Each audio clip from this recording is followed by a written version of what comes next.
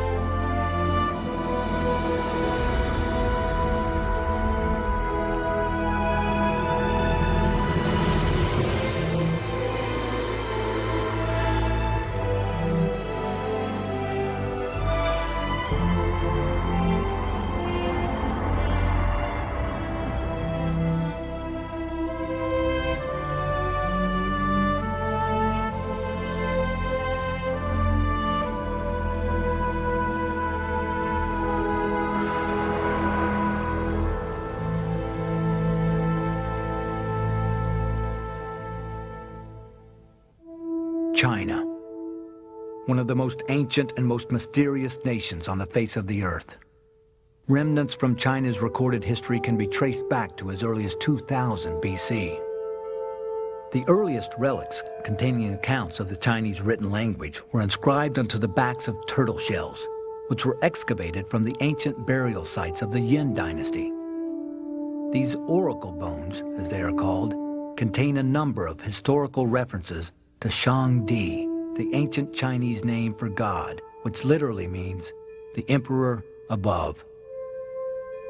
The writings depict a sophisticated culture in which the worship of God was a normal and regular part of the lives of those living during the Yin dynasty. The oracles also refer to the existence of a formal and elaborate worship ceremony dedicated to offering sacrifices to the God of heaven, which had been well established over 3,500 years ago. Evidence citing the worship of God in ancient China is also found in the Chinese literary masterpieces known as the Nine Classics.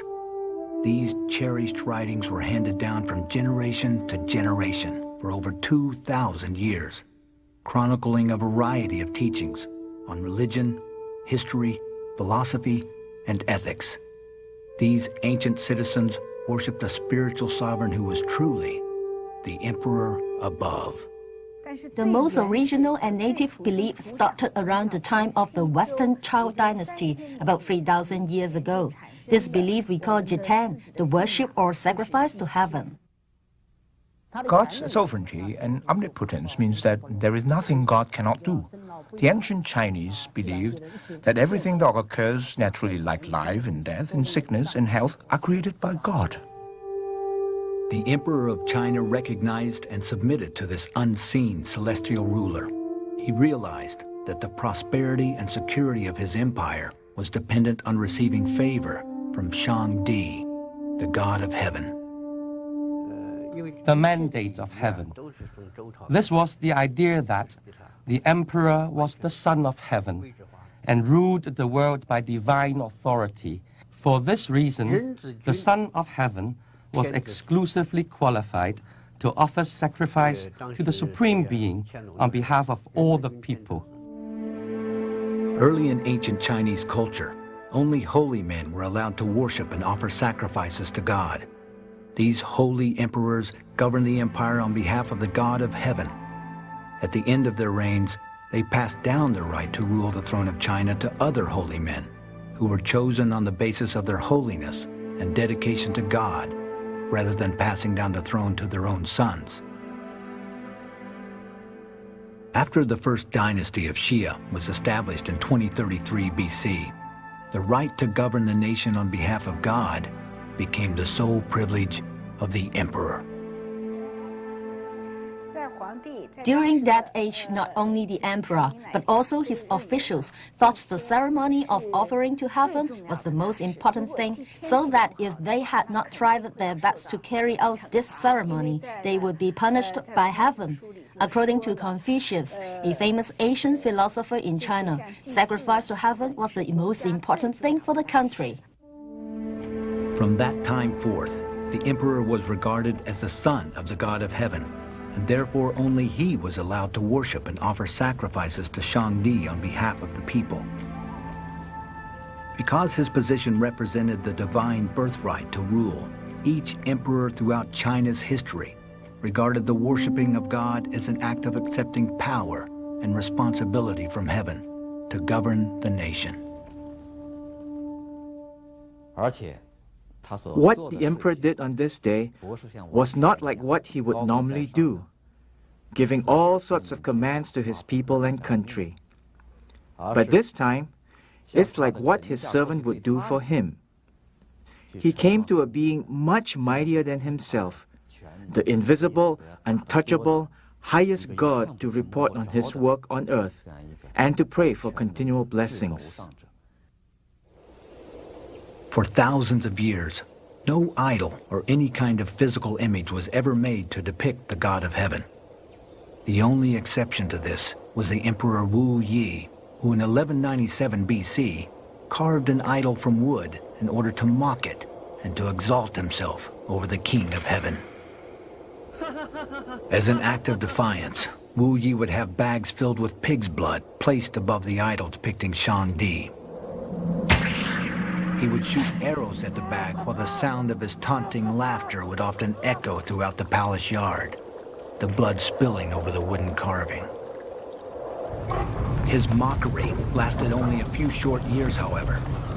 During one of his hunting trips, a flashing bolt of lightning suddenly split through the open sky and furiously struck down the arrogant ruler, killing him instantly. This frightening turn of events also struck fear into the hearts of the Chinese people as they witnessed the wrath of God swiftly poured out against the defiant emperor.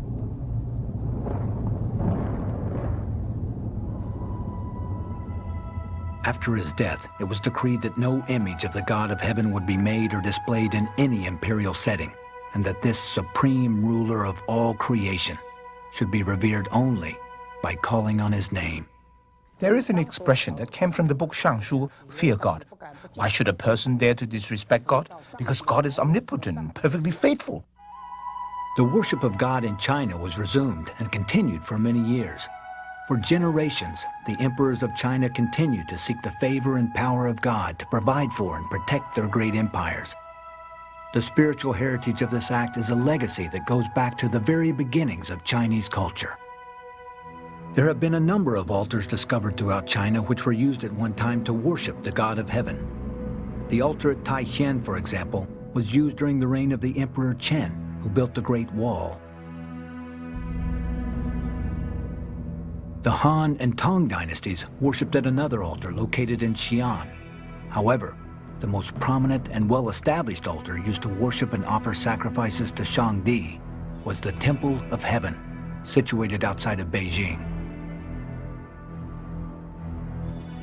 Built in 1530, this magnificent temple was remodeled and expanded in 1749. A total of 22 emperors celebrated 654 ritualistic ceremonies, worshiping and offering elaborate sacrifices to the God of Heaven. China's Temple of Heaven continues to be the largest and most well-preserved sacrificial building complex in the world today, in terms of its intricate design, breathtaking artistry, and brilliantly conceived composition. This magnificent sanctuary stands out as the finest example of religious architecture ever built in China.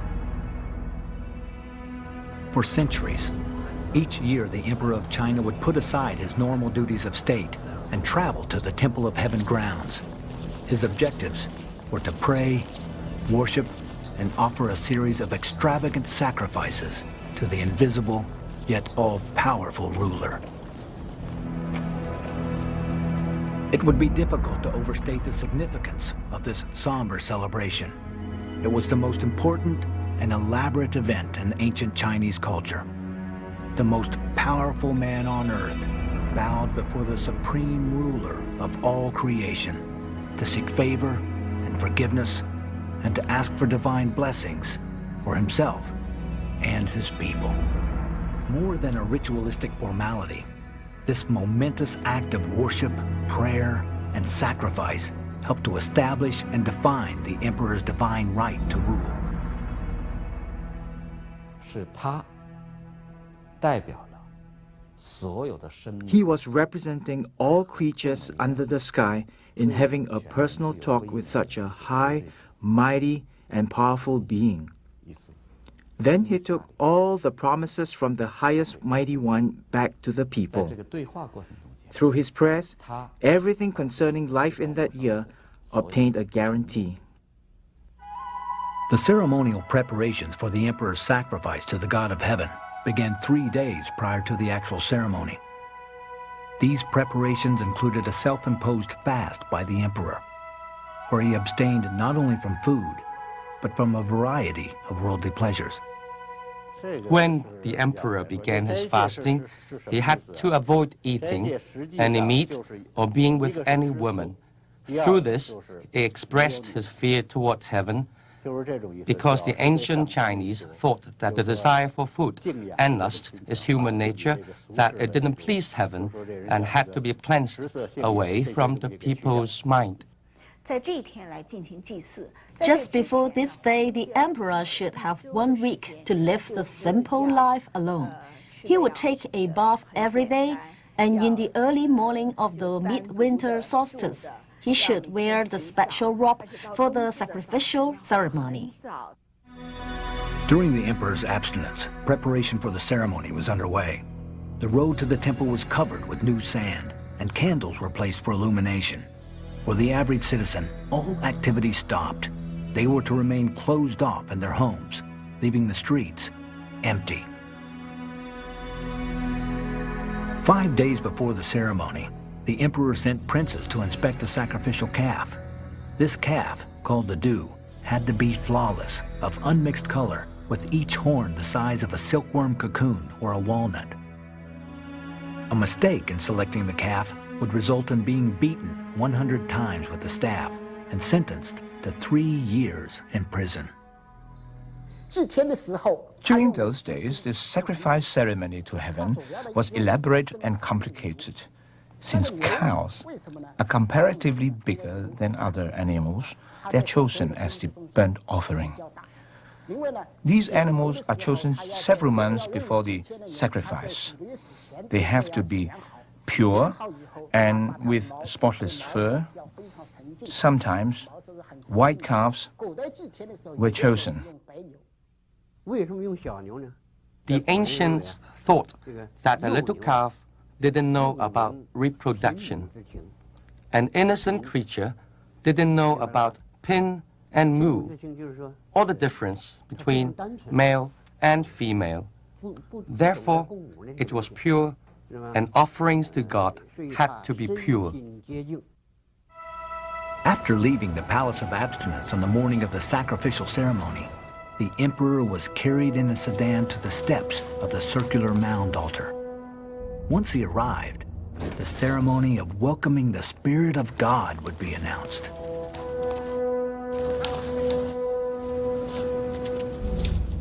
神未毕，奏请行礼。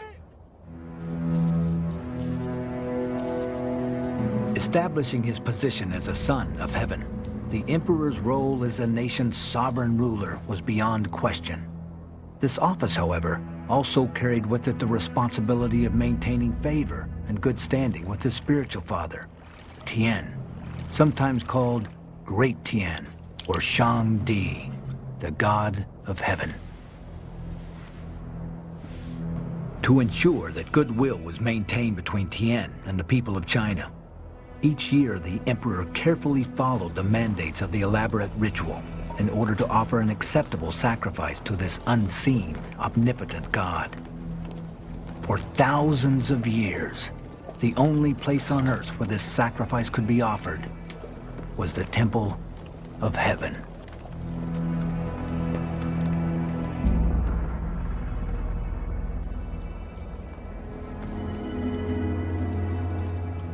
The entire Zhetian ceremony was broken down into 9 separate stages, beginning with welcoming the heavenly god, which greeted the god Tian as a spirit descended from heaven. The ritual was followed by a series of offerings of jade, silk, wine, and sacrificial calves.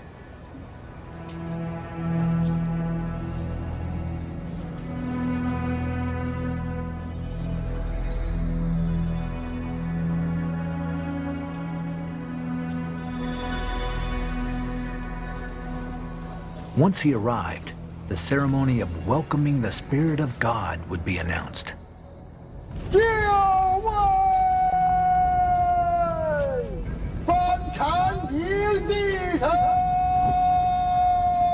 As the ceremony continued, the specially chosen calf was placed inside the furnace, along with about 50 pounds of special incense as a sacrificial offering to God. The burning carcass and smoldering incense filled the temple area with smoke. Smoke was an important means of worship in ancient Chinese culture. Even the common people burned wood as a means of expressing their devotion to the God of heaven. Songs of praise and adoration were sung to the God of heaven as the smoke from the offerings filled the temple and rose to the sky. The words of the song read, "I hope the smoke from the fire will transport the offerings to your palace in heaven. All are praising your great name. The heavens, the earth, the plants and animals, the mountains and the rivers, all are present and singing songs of praise to you." The musical prayers written and sung during the Ming Dynasty went on to speak of the God of heaven as creator of all.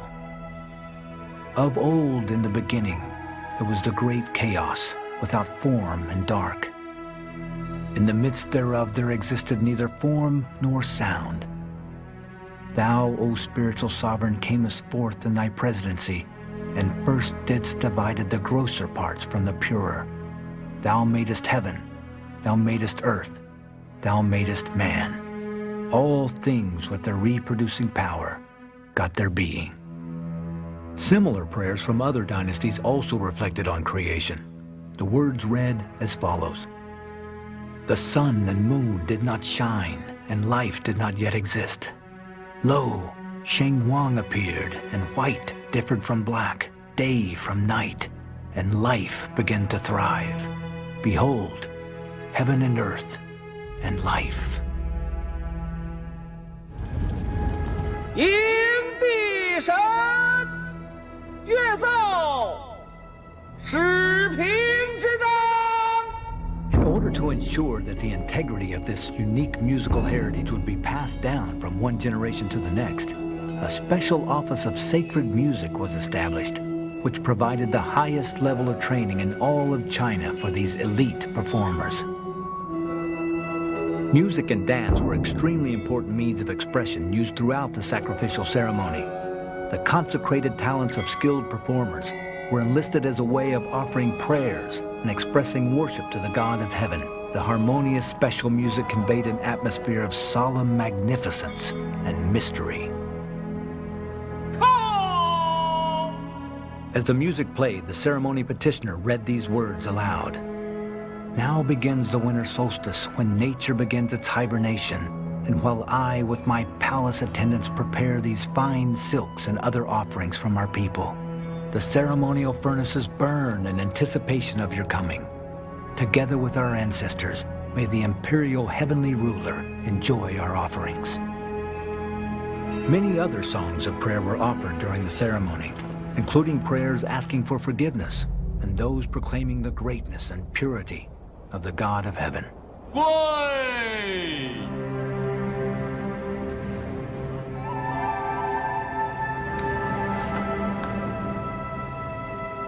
上香！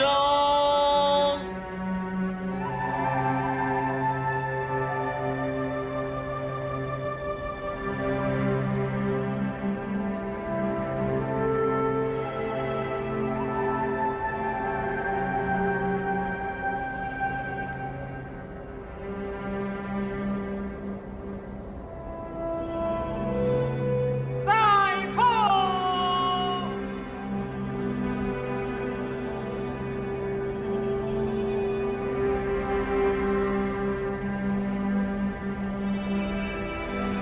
献玉帛！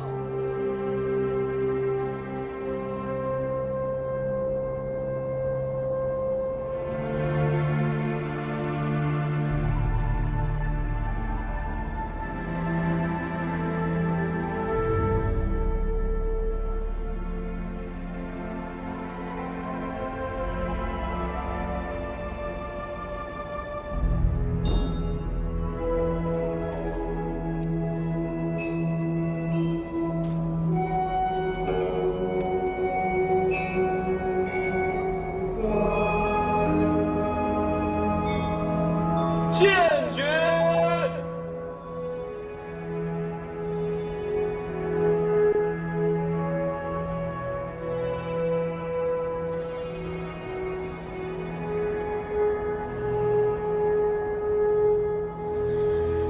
兴！一读诸位！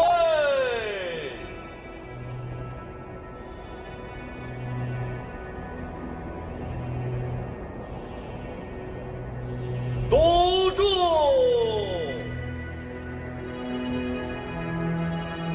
为光绪15年，岁次己丑，11月丙子朔，月丙戌日，庚寅。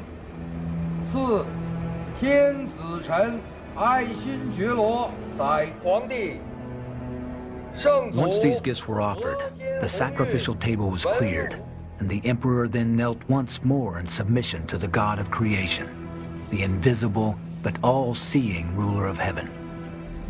亿望两位。 Everything had to be as close to perfection as possible. For the emperor, this public and private act of reverence was the single most important event on his yearly calendar. The final stage of this elaborate ritual was the observation of the ceremonial lantern, during which the calves, silks, and incense sticks were consumed in the furnace.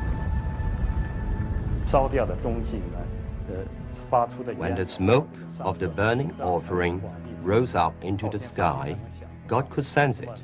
The emperor should stand there, reverent and respectful, watching the smoke curling up into the sky, and finally disappearing into the endless blue heaven. The entire ceremony from beginning to end was enacted with intense discipline and meticulous attention to detail. The respect and reverence for Shangdi, the God of heaven, could never be compromised. 祭天这一个 I would imagine that the emperor's heart should be full of humility and sacredness. After all, this was the most important event in the year. Here, he had faced the only one who was superior to himself. In Chinese, Shangdi is the highest god. That is, no god can be more powerful than him.